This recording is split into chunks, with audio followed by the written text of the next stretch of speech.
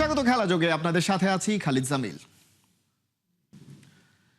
পাকিস্তানের বিপক্ষে শুধু সিরিজ জয় নয়, আত্মবিশ্বাসটাও বাড়লো টিম বাংলাদেশের। ট্রু উইকেটে ট্রিমেন্ডাস পারফরমেন্স। বিসিবির গ্রাউন্ডস কমিটির চেয়ারম্যান খালেদ মাসুদ পাইলট বলছেন, নিয়মিত এমন পিচে খেললে ক্রিকেটাররা পরিণত হবেন আরও সাফল্য মিলবে দেশ বিদেশে। তামিমের ব্যাটের জাদু দেখে মুগ্ধ এই বোর্ড পরিচালক।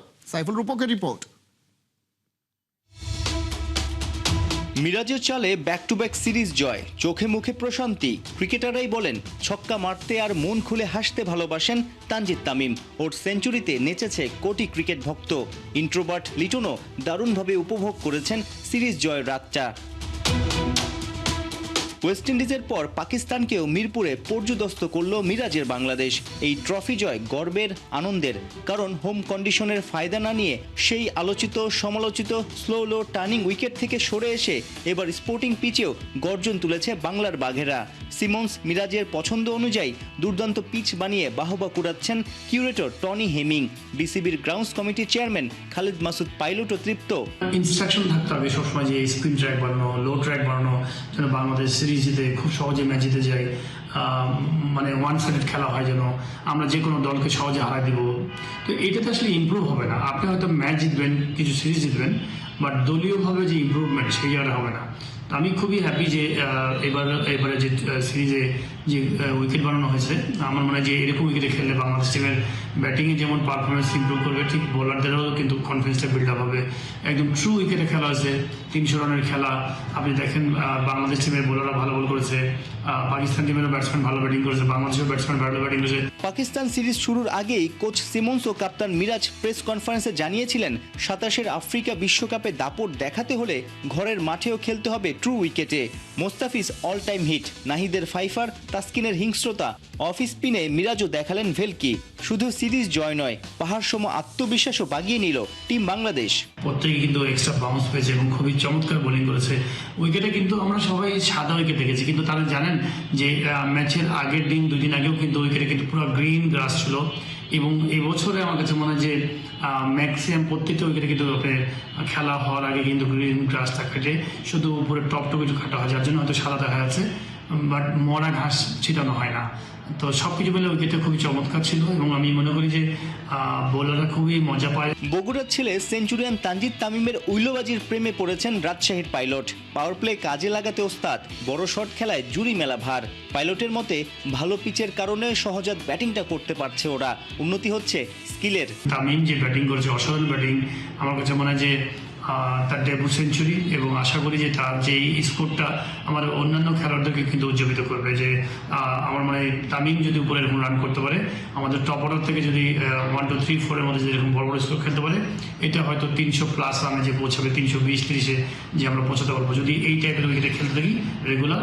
মাসখানেক পর আবার নিউজিল্যান্ডের বিপক্ষে মিরপুরে ওডিআই চ্যালেঞ্জ। পাকিস্তান সিরিজের সাফল্য আশায় কিউইদের বিপক্ষেও খেলা হতে পারে স্পোর্টিং উইকেটে।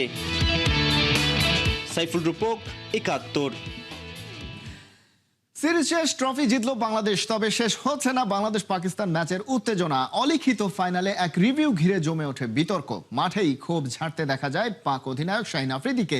এবার আনুষ্ঠানিকভাবে সেই রিভিউর বিরুদ্ধে ম্যাচ রেফারির কাছে অভিযোগ জানিয়েছে পাকিস্তান। বাংলাদেশ পাকিস্তান 3 ম্যাচ ওয়ানডে সিরিজটা ছিল নাটকীয়তায় ঠাসা, সব গল্প এক করে জানাচ্ছেন কোহিনুর কণা। একেই বলে রাজস্বিক প্রত্যাবর্তন। প্রায় 3.5 মাস পর আন্তর্জাতিক ক্রিকেটে ফেরা বাংলাদেশের, সেটাও ঘরের সমর্থকদের সামনে সিরিজ জয়ের মধ্য দিয়ে। 3 ম্যাচ ওয়ানডে সিরিজে পাকিস্তানকে রীতিমতো নাচিয়ে ছেড়েছে টিম টাইগার্স।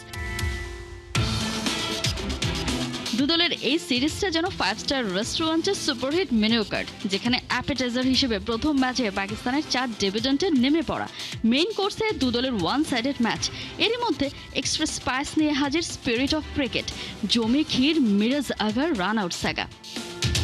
অলিখিত ফাইনালে শ্বাসরুদ্ধকর উত্তেজনা, ফিজের মাটিতে লুটিয়ে পড়া শাহিন শাহ আফ্রিদির ছুটে যাওয়া, খুঁড়িয়ে সেই ফিজেরই আবার পাকিস্তানকে বিপদে ফেলে দেয়া।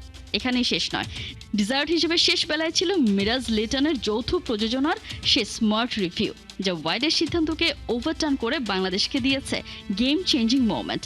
আর তাতেই অনিশ্চয়তা কাটিয়ে দীর্ঘ 11 বছর পর পাকিস্তানের বিপক্ষে ঘরের মাঠে back to back one day series জিতে নিয়েছে মিরাজ অ্যান্ড কো। শুধু ট্রফি জয় নয়, নাহিদ রানার প্রথম ফাইফার, তানজিদ তামিমের প্রথম ওয়ানডে সেঞ্চুরি, তাসকিনের উড়ন্ত বোলিং, মুস্তাফিজের কিলিং ইনস্টিংক্ট, সবশেষে সবার আলোচনায় মিরপুরের বদলে যাওয়া উইকেট, যার কারিগর দ্য গ্রেট টনি হ্যামিং। এই সিরিজে টাইগারদের হাতে প্রাপ্তিযোগের লম্বা লিস্ট।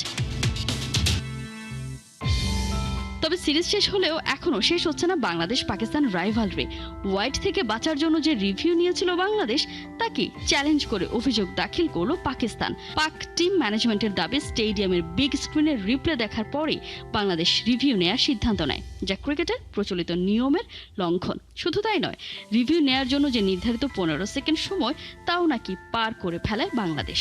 এই অভিযোগে ম্যাচের ফল না বদলালেও পাকিস্তান চায় অন্তত ফিল্ড আম্পায়ারের ভুলের স্বীকারোক্তি। এসবে অবশ্য ভাবার সময় কই টাইগারদের। আসছে মাসে 3 ম্যাচ ওয়ানডে আর 3 ম্যাচ টি-20 সিরিজ খেলতে আসছে নিউজিল্যান্ড। এরপর 2 ম্যাচের টেস্ট খেলতে আবারও আসবে পাকিস্তান। আপাতত ঈদের ছুটি, টাইগাররা ফুল অন সেলিব্রেশন মুডে। স্বাধীনতার মাসে পাকিস্তানকে হারিয়ে ঈদের আগে সমর্থকদের ঈদই দিয়ে দিয়েছে মিরাজ বাহিনী। অতঃপর অফুরন্ত উল্লাস। কোহিনুর কণা, 71। পাকিস্তানের বিপক্ষে শেষ ওয়ানডেতে শ্বাসরুদ্ধকর লড়াইয়ে সিরিজ জয়ের পর বাংলাদেশ ক্রিকেট দলকে শুভেচ্ছা ও অভিনন্দন জানিয়েছেন প্রধানমন্ত্রী তারেক রহমান।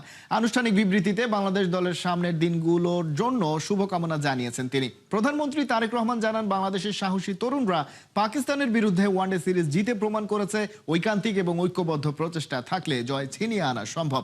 বাংলাদেশ ক্রিকেট দলের নজর কাড়া পারফরমেন্স বাংলাদেশকে গর্বিত করেছে। তিনি আশা করেন তরুণদের এই সাফল্যের জয়যাত্রা অব্যাহত থাকবে। দীর্ঘ 11 বছর পর পাকিস্তানের বিপক্ষে ওয়ানডে সিরিজ জিতেছে বাংলাদেশ। এর আগে ম্যান ইন গ্রিনদের বিপক্ষে 2015 সালে 3-0 ব্যবধানে সিরিজ জিতেছিল টাইগাররা।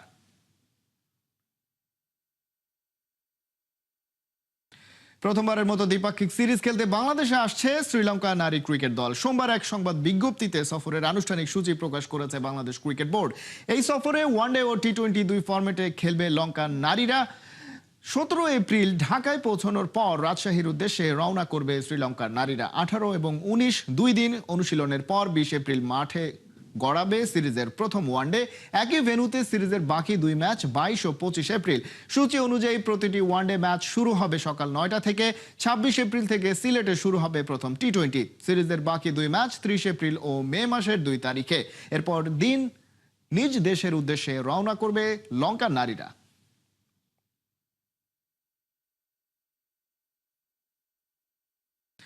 হাভিয়ার কাবরেরার চুক্তির মেয়াদ শেষ হয়ে আসলেও বাফুফের সাথে তার কাজ করার ইচ্ছে ফুরোচ্ছে না। 30 এপ্রিল মেয়াদের শেষ দিন হলেও সময়টা আরও বাড়াতে চান এই স্প্যানিশ কোচ। তবে বাফুফে কাবরেরার এই প্রস্তাবে রাজি হবে কিনা তা নিয়ে তৈরি হয়েছে প্রশ্ন। আলোচিত এই কোচের ম্যাচ রেজাল্টের দিকে সমর্থকদের কাছ থেকে সমীহ আদায় করে নিতে পারেননি তিনি নিজের জন্য। আবু নাইমের রিপোর্ট। ভারতের বুকে ড্র, ঘরের মাঠে জয়, সে কি উন্মাদনা লাল সবুজ সমর্থকদের। এসব যার আমলে ঘটেছে সেই কাবরেরাকেই কেউ কেউ বাদ দিতে বলছেন। বাদটা ওর পারফরমেন্সের জন্যই। ভারতকে হারানো যেমন ওর সফলতা, তেমনি আছে কিছু ব্যর্থতার গল্প। বড় ম্যাচে বাংলাদেশের পারফরমেন্সে হতাশা, কাবরেরার ট্যাকটিক্স নিয়েও ওঠে প্রশ্ন। সেই সাথে যোগ্যদের সুযোগ না দেওয়ার কথাও কান পাতলে শোনা যায়। এসব বিষয়ই ওকে সমর্থকদের কাছে করেছে সমালোচিত। তবে সেসব কানে নেন না কোচ। সুযোগ থাকলে বাফুফের সঙ্গে কাজের মেয়াদটা বাড়িয়ে নিতে চান। অবশ্যই আমি চুক্তি করতে আগ্রহী। আমি এখানে অনেক দিন ধরে আছি এবং সভাপতি জানেন আমি দলকে কি দিতে পারি। সিঙ্গাপুর ম্যাচের পর চূড়ান্ত আলোচনা হবে। বাফুফের সাথে কাবরেরার চুক্তি শেষ হবে এপ্রিলের শেষে। নতুন করে চুক্তির মেয়াদ বাড়ানোর ব্যাপারে বাফুফের ভাবনা অজানা। সিঙ্গাপুরের বিপক্ষে পারফরমেন্সটাও প্রভাবিত করবে ওর চুক্তিটা। হামজারা ভালো করলে কাবরেরার জন্য তা হতে পারে প্লাস পয়েন্ট। সিঙ্গাপুর নামে ভারে বাংলাদেশের চেয়ে বড় প্রতিপক্ষ, ওদের হারানো মুশকিলই বটে, কিন্তু অসম্ভব নয়। হামজাদের নিয়ে কেমন ছক আঁকছেন কাবরেরা তা জানালেন নিজেই। Very important games, both of them, as you say.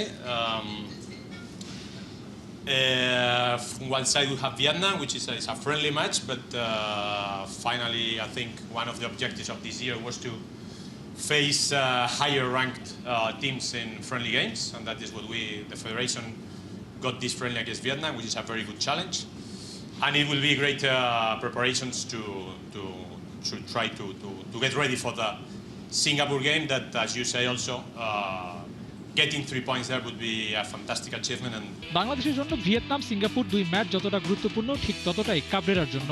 বাংলাদেশে টিকে থাকতে হলে দারুণ কিছু করতে হবে এই দুই ম্যাচে। তাছাড়া বাফুফে ওর জন্য কি প্রস্তাব তৈরি করে রেখেছে সেটা দেখার অপেক্ষা। হাবিয়ার কাবরেরার যুগের অবসান হবে নাকি সমালোচনাকে পাশ কাটিয়ে আরেকটা সুযোগ দেবে বাফুফে? আবু নাইম, ৭১। নারী ফুটসালে চ্যাম্পিয়ন বাংলাদেশের জন্য আসছে ফুটসালের ঘরোয়া লীগ। 2008 সালে বাফুফে এই লীগ আয়োজন করলেও এরপর আর মাঠে গড়ায়নি কোনো আসর। তবে এবার নারী ও পুরুষ দুই দলের জন্যই এই লীগ চালু করার কথা ভাবছে বাফুফের ফুটসাল কমিটি। পরবর্তী 2 মৌসুমের জন্য নারী ও পুরুষ দুই লিগে অংশগ্রহণ করার শর্তে ক্লাব অংশগ্রহণের অনুমতি দেবে বাফুফে। মানি গ্যারান্টির জন্য 5 লাখ টাকা দিতে হবে। নিয়ম মানলে লীগ শেষে ফেরত দেওয়া হবে সেই অর্থ। 2 মে লীগ শুরু হওয়ার কথা রয়েছে। এখন পর্যন্ত কোনো ক্লাব লিগে অংশগ্রহণের জন্য আবেদন করেনি। যারা আবেদন করবে বাছাই প্রক্রিয়ার মধ্য দিয়ে যেতে হবে সেই ক্লাবগুলোকে। অভিষেক টুর্নামেন্টে শিরোপা জেতা বাংলাদেশের জন্য এই লীগ ফুটসালের মানোন্নয়নে সহযোগিতা করবে।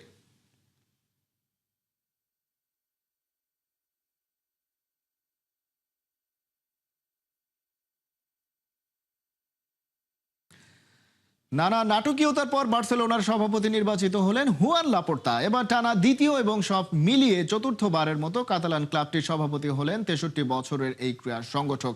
নিকটতম প্রতিদ্বন্দ্বীর বিপক্ষে নিরঙ্কুশ জয় পেয়েছেন লাপোর্তা। তার প্রাপ্ত ভোট 32,934, যেখানে ভিক্টর ফন্টের ভোট পেয়েছেন 14,385টি, যা লাপোর্তার মোট ভোটের 30%। 2003 সালে প্রথম নির্বাচিত হওয়ার পর 2010 পর্যন্ত 2 মেয়াদে বার্সার সভাপতির দায়িত্ব পালন করেন। এরপর 2021 সালে এসে তৃতীয়বারের মতো বসেন কাতালানদের সিংহাসনে। এবার আবারও নির্বাচিত হয়ে প্রমাণ করলেন তার জনপ্রিয়তা কতটা। জয়ী হয়ে ভোটারদের প্রতি কৃতজ্ঞতা জানিয়েছেন লাপোর্তা। তাছাড়া নির্বাচনে যেসব অঙ্গীকার করেছেন তা বাস্তবায়নে কাজ করারও আশ্বাস দিয়েছেন তিনি।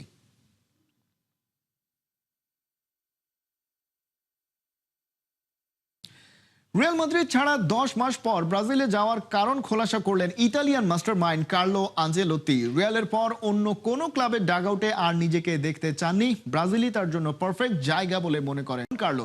মাদ্রিদ ছেড়ে বহু দূরে পাড়ি জমালেও দলটার মায়া কাটিয়ে উঠতে পারছেন না লস ব্ল্যাঙ্কোদের সাবেক কোচ। ক্লাবের আগের কেমিস্ট্রি ফিরিয়ে আনতে অনেক সময় প্রয়োজন বলে মনে করেন আনচেলোত্তি। এদিকে ব্রাজিলের হয়ে বিশ্বকাপ জয়ের পাশাপাশি ভিনিসিয়াসকে তুরুপের তাস মানছেন কোচ। বিস্তারিত তাজিন খন্দকারের রিপোর্টে। মাদ্রিদ থেকে রিও ডি জেনেইরো, সাদা জার্সির রাজকীয় আভিজাত্য থেকে হলুদ নীল সাম্বার উন্মাদনা। গত গ্রীষ্মে যখন কার্লো আনচেলোত্তি রিয়ালের অফিস গুছিয়ে বিদায় নিচ্ছিলেন, তখন তিনি কেবল একজন কোচ ছিলেন না, ছিলেন রিয়াল মাদ্রিদের ইতিহাসের সফলতম এক সেনাপতি। স্পেনের উত্তপ্ত ডাগআউট ছেড়ে ডন কার্লো এখন ব্রাজিলের নীল আকাশে। রিয়ালের হয়ে ক্লাব ফুটবলে সবই জিতেছেন এই ইতালিয়ান মাস্টারমাইন্ড। কিন্তু কেন ছাড়লেন স্পেন? মার্কার মুখোমুখি হয়ে তিনি স্পষ্ট করলেন রিয়ালের পর অন্য কোনো ক্লাবের ডাগআউট টানতো না তাকে।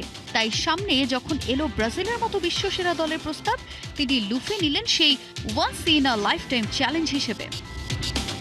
রিয়াল মাদ্রিদের পর আমি আর কোনো ক্লাবের কথা ভাবিনি।